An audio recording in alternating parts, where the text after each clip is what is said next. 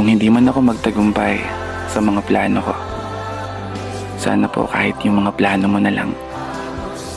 Kasi Lord, yung mga pangarap ko para sa sarili ko, isinuko ko na. Pero yung mga pangarap ko para sa pamilya ko, inilalaban ko pa.